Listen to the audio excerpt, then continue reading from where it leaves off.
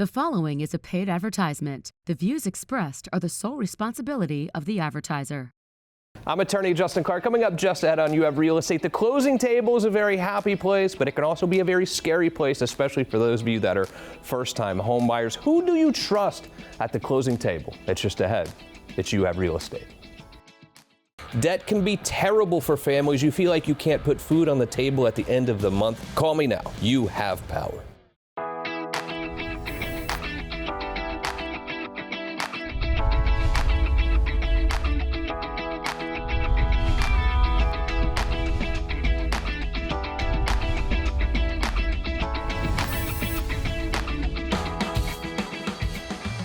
Welcome to You Have Real Estate, brought to you by Renewal by Andersen. I am your host, Justin Clark. A great show ahead for you today, but first, the opening statement. The closing table can be a very scary place for you buyers and sellers, especially for first-time home buyers. You don't really know what's going on and you're feeling like you're signing your life away. Even if you've already closed on a couple of homes, the closing table can be a scary place. It's really a happy place for a lot of people, because a lot of people are leaving the closing table with a check in their hand. But for buyers especially, you're leaving the closing table with a big fat mortgage, or you're making a big deposit. So it can be a very difficult place, but it shouldn't be, all right? We're gonna talk about the closing table and what are some things that you can avoid to make the mistakes at the closing table that people have made in the past. We're gonna answer those questions by asking real questions. Every weekend here on the program, we ask real questions to the trend-setting people in Central Florida's real estate community. Kick it off today, my good friend, the owner of Core Title. And before the show, I was explaining to Ty, who's on later, the best title guy in the business, in my opinion. And I know that because that's what everyone tells me. Hemant, how are you, buddy? Good to see you. Great, thank you. The closing table, for you, it's obviously easy because you've done it thousands and thousands of times. But you've also worked with a lot of home buyers, first-time home buyers who are at the closing table, who are visibly nervous oftentimes. What are some of the things that home buyers are nervous about when it gets to closing? I think a lot of them are just anxious and excited about getting there. They don't know the whole process, so we just try to, explain every little bit so they know what to expect when they get there. Yeah, and when they get there, there's oftentimes a mortgage person, real estate agents on both sides, and you. Who do you as the title agent really represent at the closing table? We're kind of in the middle. We represent everybody. We're trying to look at both sides and just be a neutral third party. Yeah, I think that's important for buyers to know, because again, when they sit there, they've got all these people around them. They don't really know who's who other than probably their agent. The title agent really is neutral. I mean, in a lot of ways, you're representing them and the seller, or not representing either at all. Exactly right. Yeah, we try to just be neutral as possible, try to take care of both sides as much as we can. Yeah, I know over the last few years there's been a lot of fraud when it comes to closing. In fact, on a lot of emails that I see, it's like we only accept wire transfers because of fraud or whatever. As a title agent, how can you accept and distribute money these days? When we get to closings, we generally prefer to, we only accept wire transfers when it comes to closing proceeds. We don't take any more cashier's checks. Stuff like that. So, yeah. Why is that? What happened that we got to a point where we're only accepting wires? I think in the past, when they were accepting cashier's checks, there was probably a few too many incidents of fake checks. Oh, really? And then, after a sale, it's really hard to undo a sale after that. So let's just be honest with each other. Miami happened, right? Miami happened, and a lot of fraud down there made everyone scared, and people really lost money because of these fraudulent checks that were being issued. So again, back to the buyer's perspective a little bit. I'm at the closing table. I'm literally walking into your office without keys to a house. I'm about to walk out with keys to a house. It's a very exciting day too. Stressful, but exciting. But there are a lot of documents there that I'm going to be signing. What are these documents that I'm actually signing there? That's part of what we do. We'll go through each and every document, just explain it all, make sure they understand what they're signing. If they're getting a loan, there's going to be just a lot of loan docs, mortgages, notes, things like that. So, got it. But we're going to go through it, explain it all, make sure they have a clear understanding. So at the end of it, they're not as nervous. Yeah. So. The closing agent's super important to the real estate agents on both sides as well, because I think that communication as the transaction progresses is important. You really need to keep the agents up to date, to keep the buyers and sellers up to date. What I've noticed is that some of these title companies, these even larger title companies, might not be so great about communication. I think the communication is so important to not derail the transaction. How are you so good at keeping your agents and the mortgage people up to date? And why are they always so happy with you?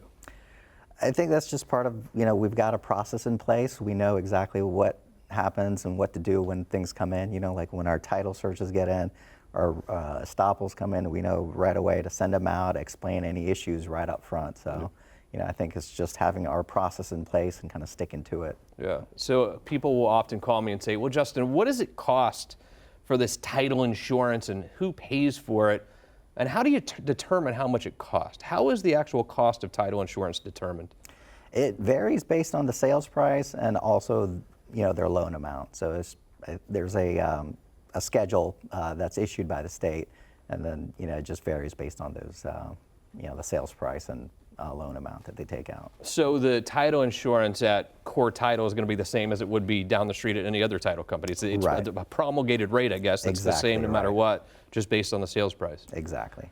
Wow. Yeah. And what does title insurance actually protect? Because I think people lose track of what title insurance actually is.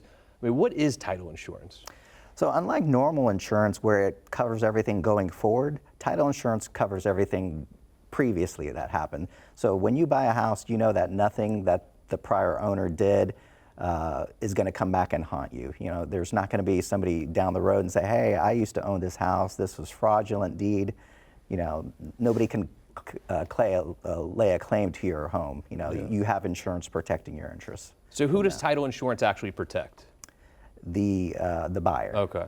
So basically the buyer is buying this house, and this title insurance makes sure that no one, like a cousin of someone who died 20 years ago through a probate, can come back and say, oh no, this is my house. Is that really kind of what it's protecting? Exactly. That's what it's insuring against. I hear people complain about mortgage insurance all the time, and I think sometimes they get those confused a little bit too. What is mortgage insurance?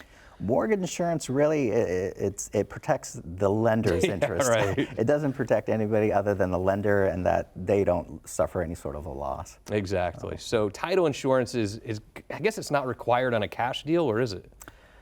I don't know. I suppose technically it's not. Yeah, but you really should get it no matter what. If anyone ever asks you, should you get title insurance, even if you're paying cash, the answer is overwhelmingly yes. It's almost like when you're getting car insurance. Should you get the uninsured motorist coverage? Absolutely, you have to. And you got to be a little bit more careful if you're not getting a mortgage, I think, because the mortgage companies require you to have certain things, whether it's title insurance or regular insurance. But if you're doing a cash deal, the onus is kind of on you to make sure you have these coverages. Right, yeah, you've got more of a due diligence that you would need to do. Exactly. Hemant, great to see you, buddy. You too. Core Title, keep up the great work. Everyone raves about you. If you are a real estate agent, a real estate professional, check out Core Title. They do an amazing job. Everyone's always calling me saying, oh, I'm so glad I called Hemant, because he keeps you up to date, which is really 3/4 of the battle when it comes to title, to make sure we get to that closing table, which is where everyone at the end of the day wants to get. Here's what we're going to do, a very quick break. When we return, more about the closing table from the agent perspective as You Have Real Estate continues. Welcome to our house. I mean, you spend more time here than I do, but it is hurricane season. Our windows are terrible. Yeah. When hurricanes roll through, we actually go to your parents' house because we feel safer there, because you don't feel the wind vibration. Go feel the windows right now. Hit the windows like that. Okay. This is not a window. No, that and it should I mean, ever there's be relied condensation upon from just our sprinkler. But during a storm like that, you Water's wonder why you coming feel the through. vibrations. Even when a summer storm rolls through, we feel the vibrations here. That's why Dan Brigman is here today, Renewal by Anderson. Dan, as a man, I want to feel like I have a safe, protected place for my family. And I don't here. I'm not ready for hurricane season because of the windows that we have. What can I do as a family guy to make sure my family's safe during the storm season? Well, first thing you have to do is you got to do what, you've got to inspect your windows. You've got to know and learn about what you have. And Justin, what you have is not a hurricane window. That's not going to stop anything from coming in this house. If a shingle or a terracotta tile were to blow off in your next door neighbor's house in a windstorm and hit that, and you're sitting at this table, it is not a good day. All right, it is coming through. So what we have to do is we have to get coastal windows in this house, and we have to get them in as soon as we can. I totally agree. The financing that you have too is fantastic. you make it super easy for me to afford windows in my house. Yes, we do. Look, we know that no home improvement project is cheap, right? I mean, most of us just don't carry, $50,000, $60,000, $70,000 around in our pocket, right? And so what you have to do is you have to make it affordable for our homeowners, and that's just what we do through our easy pay plans. We have multiple different ways that we do business. We have 12 months no interest, 18 months, 24 months. We even have 180-month low interest plans. Some of them as low as 5.9. You can't even buy a house. You can't. Not even close. Do you feel? Thank you, Dan, for coming. By the way, do you feel better? I do. Are you going to stop yelling at me? I mean, Dan's here, so Dan's going to save the day. RBA is always going to save the day. Renewal by Anderson, QR code on the screen right now. Get your family prepared for hurricane season and storm season. Even if the hurricane doesn't come through, the storm season gets scary here in Florida as well. Do it today. I'm attorney Justin Clark. If you've been threatened by the IRS and are feeling scared, call me now or visit youhavepower.com.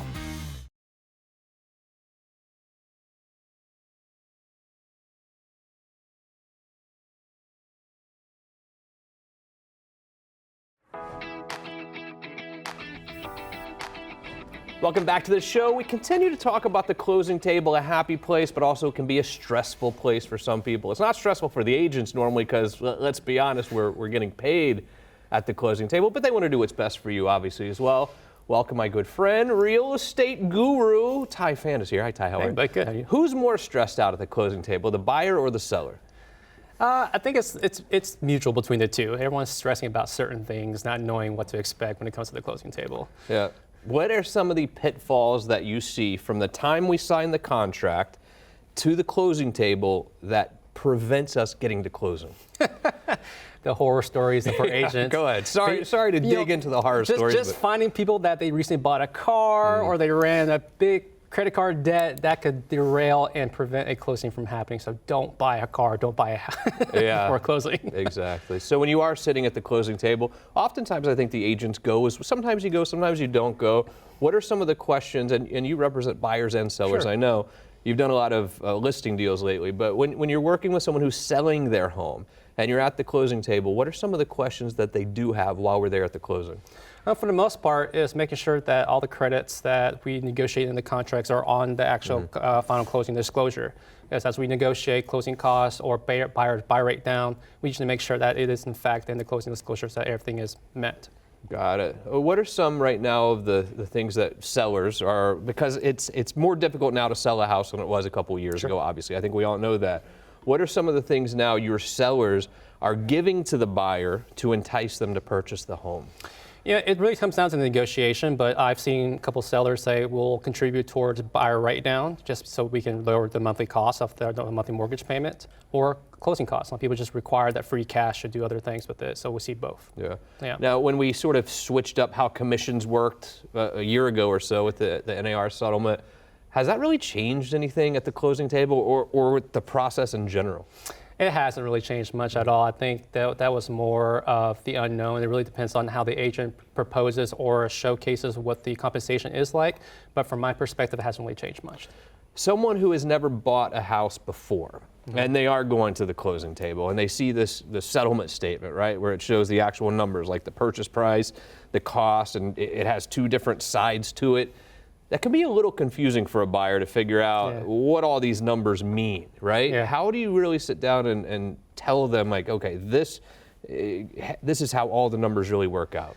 Well, it's based upon the previous knowledge that I know about the house credits and debt work, and it's actually partnering up with Hemant, just like you had with someone here earlier, to really be able to explain that in detail. So I'll kind of do my best job to explain it beforehand, but at the closing table, they do the better job of explaining the credits and debts on the closing table. You had a good month last month, I know, because I was stalking you on Facebook or whatever. Yeah. Do people use Facebook still? I do. I don't know if it's my age It's or still what. there, yeah. I still scroll through, but it's half the time I don't even know what I'm scrolling through anymore. It's kind of gotten weird. Do you use Facebook? I use Facebook, I use Instagram. Okay. That's my great way to lead gen. So Well, I've seen you on Facebook, which obviously is aging myself. I also have readers on when I'm looking at you on Facebook, which also is aging myself.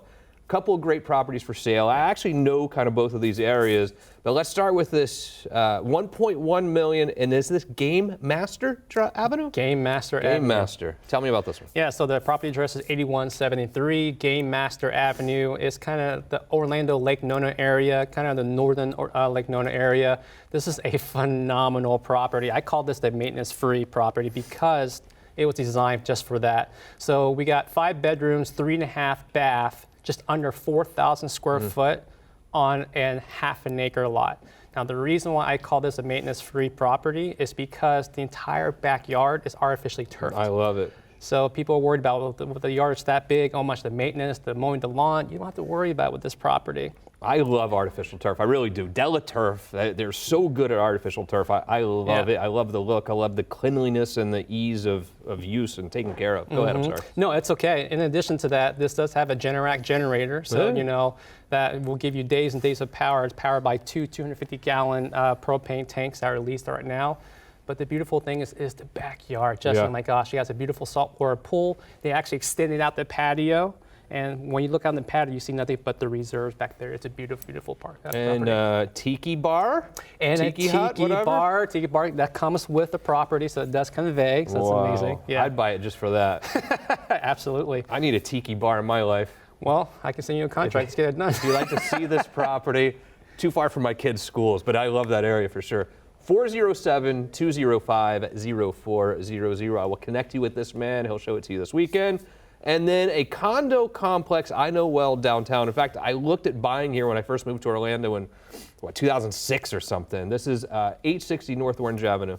Yep, 860 North Orange Avenue. This is right between the Ivanhoe Village and downtown Orlando. So you have a lot of great restaurants, a lot of great entertainment down there. The beautiful thing about this particular condo, 2x2, just over 1,000 square foot, split floor plan, high ceilings, but is on the first floor right by the entrance. And the deed does come with 2 assigned parkings with it as well. Parking's not easy down there. No, That's it's not. huge. So you have 2 assigned parkings and a gated garage, so it's definitely safe in the gray area. When I first moved here, this building was like the only thing on that stretch of Orange Avenue, if I remember correctly. Now it's grown up all around it. There is a lot to do. There's a Michelin-starred restaurant right next door to it that I know of as well. Yep. Good stuff. If you'd like to see this one, same phone number, 407-205-0400. Quickly, the rest of this year, what's going to happen with this market? I think it's going to grow, actually. We have some good predictions about possible rate drops. I don't know, Dallas Lehman can probably speak better than that, but you know, I think it's a good time to buy, for sure. Tai Phan, keep up the great work, brother. Thanks, brother. Good to see you as always. Yeah, we'll see you soon. Thank you. A quick break. When we return, more about the closing table, what to avoid and what to know before you go to buy or sell that house as you have real estate continues. If you own a house, especially in Florida, outdoor living might be the most important place to spend your money when it comes to pavers, when it comes to outdoor kitchens, even indoor golf simulators. There's one place to call, and that's DelaTurf, joined by Ryan Church right now. You do it all, but also the artificial turf for outdoor area. What a transformation that can make to people's homes. Makes a huge transformation since you're not having to mow grass or water, fertilize, anything like that. Yeah, pavers outside, especially in the driveway, I think absolutely changes the resale value of homes as well. 100%. It's going to look much better than concrete. You get a nice pattern in it, and there's different colors and sizes. You can't almost say outdoor living without saying outdoor kitchen. Everybody needs one in Florida. You do outdoor kitchens, including, I believe, pizza ovens. Yes, we do all of that. It is very custom, so we can put them in many different places, and we can work the design according to the customer specifications. I also got to check out one of your golf simulators, and I've been a little obsessed with the golf sim lately. A new addition, really, to the DelaTurf family. How is that going for you? It's going great. Yeah, everyone's really taking a liking to it, so I think it's going to be a big hit. For someone who doesn't want to pay cash and full up front, I get that. I'm kind of the same way. Some awesome financing options available. Yes, we have several different options available, including 0% for 6 months or 0% for even 25 months, which is huge. Thank you, Ryan. Always good to see you, buddy. There's a QR code on the screen for you right now. Anything outdoor or even now indoor with your golf sim, there's one place to call. Call DelaTurf. I'm attorney Justin Clark. If you're in debt and find yourself living paycheck to paycheck, call me now or visit youhavepower.com today.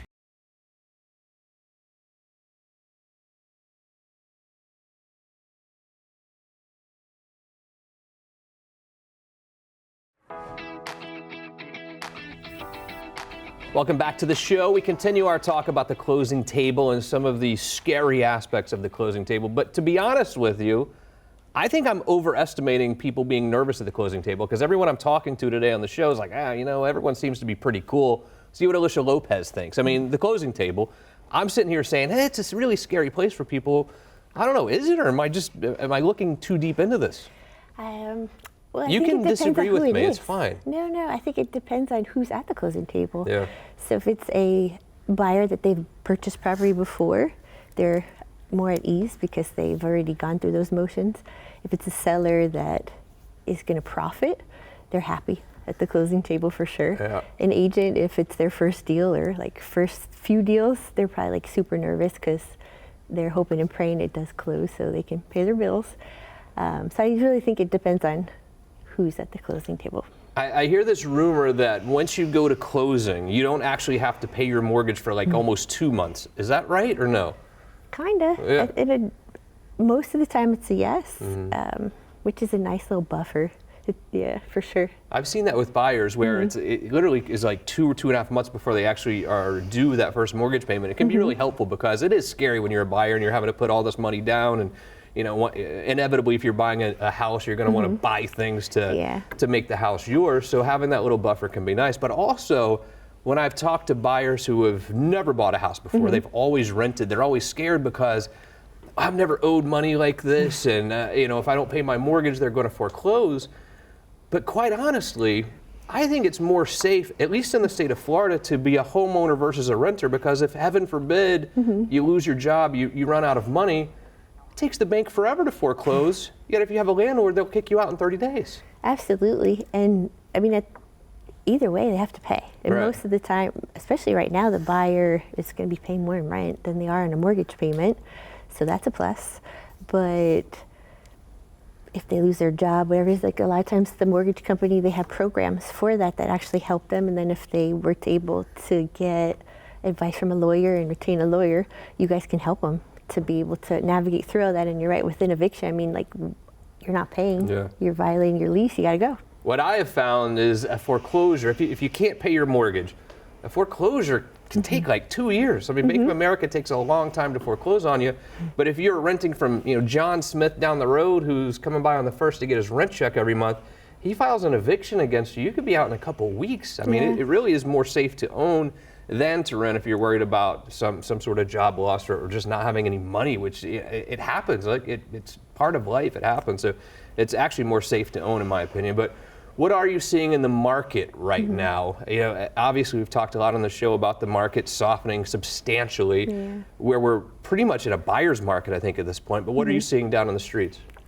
Gosh, everybody is stubborn. Oh yeah? Yes. Both sides. Yes. We're digging our heels in. They're like, I'm not budging, and one side's waiting for the other one to budge, and it's like almost a standstill. Not to say things aren't moving, but I was checking the stats the other day, and it's about 90 to 120 days for a property priced right to go under contract. Is that there's right? more inventory, and a lot of sellers in our area, they're still not willing to pay closing costs for the buyer, but they need that. So it's like everybody's kind of has to come to common ground in a sense, to meet in the middle to really get things moving again. Marion County, Ocala, really northern Florida. We've got, a couple months left in the year. What do you expect to happen these last 2 months of the year? What I expect, my gut's telling me it's going to stay a little slow. What I would love to happen is for things to pick up, so the holidays are nice for everybody involved. How slow are the holidays normally when it comes to real estate, if at all? It's Florida, so it's all led by the market. Like last year was a lot slower, and it looks like this year will be slower too. But normally when it's a happening market, I mean, what holidays? Like everybody's still buying and selling and doing business. Do we get a lot of snowbirds in the Ocala and Marion County area? Yeah, really? Absolutely. Is that just because we're near the villages, or are they coming to places outside of the villages, like Ocala in general? It's just it's the whole Florida thing, the snow. Did I ever tell you my snowbird story? I don't know. So a friend of mine was visiting, and I'm like, gosh, there's so much traffic on our Highway 200, which is nothing. And I'm like, the snowbirds, and she's looking around for the birds. The They're like, birds. no, those are the people from up north that are here for the winter. That's funny. Always good to see you. Yes. Thank you to our awesome guest, an amazing crew, most importantly. Thank you. See you again next week for more You Have Real Estate.